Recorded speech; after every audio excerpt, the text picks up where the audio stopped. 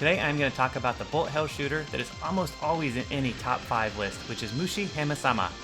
This game has re-released on a lot of different consoles, and I am going to compare the console variations, all using different emulators on the same Windows PC. We are in a time where game preservation is a hot topic, and I wanted to test out the emulation state of play, so to speak, on a game that originally released almost 2 decades ago in 2004. It released on arcade hardware in Japan and was later ported to PlayStation 2, Xbox 360, and most recently, Switch consoles. In 2015, Mushihimesama was also released on Steam, which is a PC native port, so emulation is not used. And there is a spin-off iOS release called Bug Panic, but I consider a phone to be completely different than a console. Nor do I enjoy playing shmups like these on touch controls. What are your thoughts? Are arcade shoot-em-ups on mobile devices any good? Let me know in the comments. Here I have Mushihimesama running in the Yuzu emulator, which has the benefit of a worldwide release and English translations. This version includes all variants, including Novice, Normal, Arrange, and 1.5 release, and there is no paid DLC, which is really nice to see. The Xbox 360 running on Xenia Canary is actually a Japan-only release. Unless you have a Japanese console, you are limited to running on emulation or a hacked console that is region unlocked. The game released in 2012 and is quite rare, with limited number of copies released.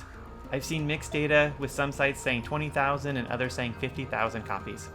So expect to pay over $120 to import a physical version of this game. The game offers a Novice mode, Xbox 360 mode, which is equivalent to Normal I think, Arrange, and 1.5, which is a paid DLC. As you can see, the dialog boxes are all in Japanese with no English translations available.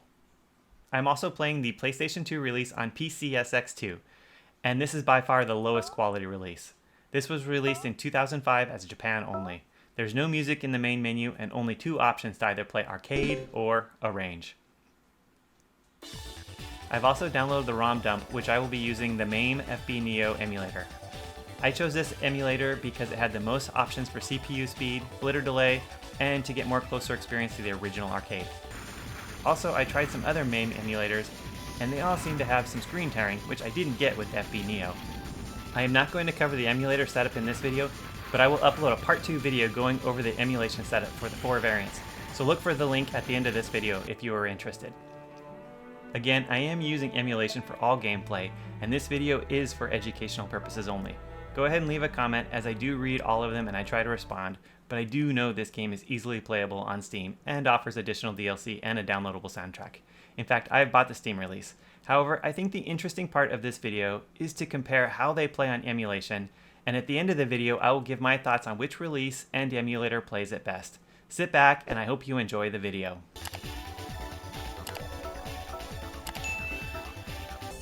Getting started with gameplay, I have Xenia Canary in Arrange mode.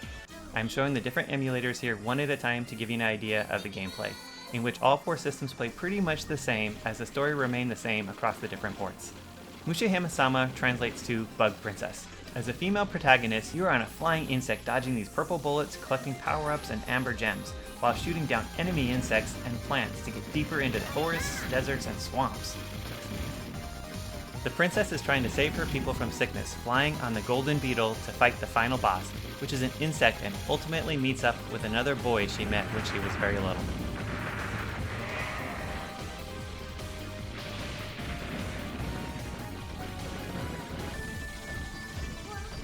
The game is very short with 5 stages, and it's meant to be played over and over, with pattern memorization really being the key to doing a 1-credit clear.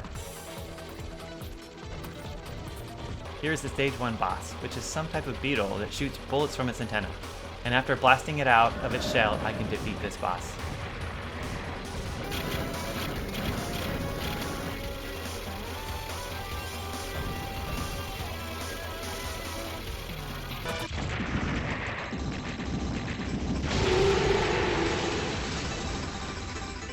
Stage 1 cleared, and there's Rico, the girl who is riding on the golden beetle.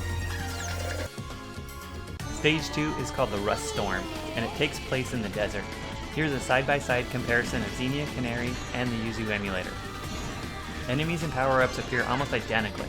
Keep in mind the Switch version is based on the Xbox 360 source, so the gameplay does line up pretty well. Now I've replaced the Switch version with the arcade ROM running in main FinalBurn Neo. Gameplay is still very similar.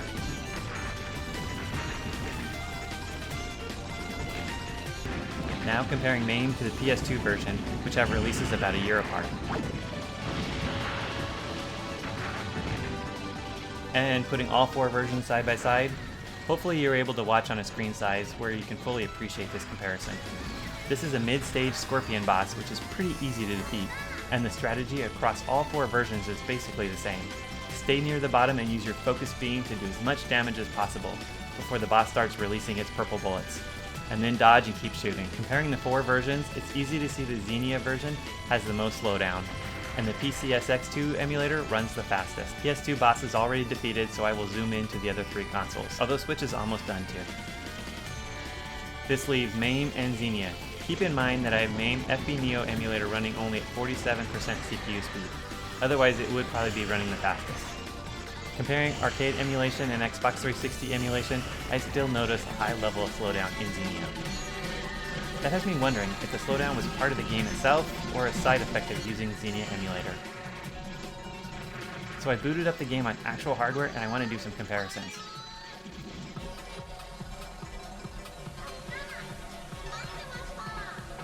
Nice, running on actual hardware I do get the benefits of earning achievements, which is something I hope Xenia does support soon. I'm going to play Xenia and the original hardware for the Stage 2 boss fight, and it does appear that Xenia has indeed more slowdown than the original hardware. I don't think it's game-breaking, but what do you think? Let me know in the comments below. Also, if you know of a setting in Xenia where I can adjust this, I'd love to hear your thoughts.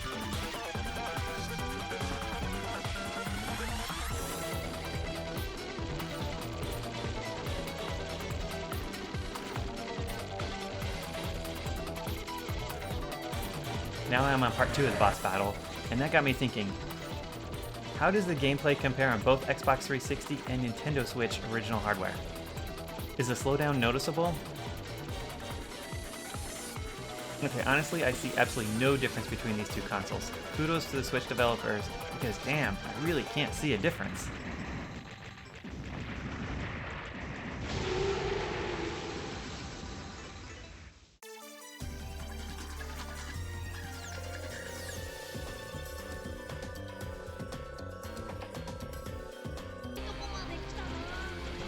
Now on to Stage 3, and this is known as the Seas of Blood. Rico ventures deep into the swamp, although this looks more like lava to me. Since the hardware on the 2 consoles was so close, how does the Yuzu emulator compare to the Switch hardware?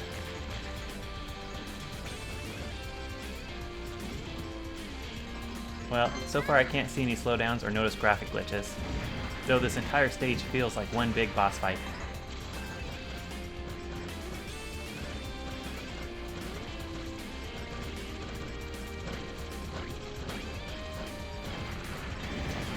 If you've watched the review of this game over on Electric Underground's YouTube channel, he expresses his dislike for this level.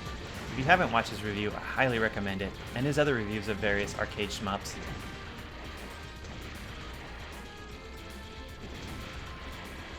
You know what? I think the original hardware is experiencing more slowdowns than the Yuzu emulator. I don't know if that's a sign of aging hardware or what.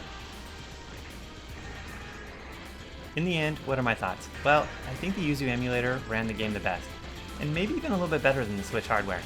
However, getting a backup of this ROM is probably the hardest. In a close second is the Xenia emulator and the Xbox 360 backup ROM. There was more slowdown, but the game is very playable. Also in time, the Xenia emulator will get closer to their original hardware. Next I would say is the original arcade ROM. This ROM and emulator are probably the easiest to come by, and with some tweaks in the settings, you can get a pretty good experience. The only reason I didn't rank it higher was due to all the advanced configuration you have to do to get this set up. I will cover more of that in part 2. And last is the PCSX emulator. The game is very playable, and if that's your only option, I think you can still have a good time playing this game. I'm going to end this video, but if you are interested in more details about how to set up the game and the different emulators, look for the link to part 2 of this video. Also, don't forget to put a like on this video and subscribe to my channel if you enjoyed this video. Bye!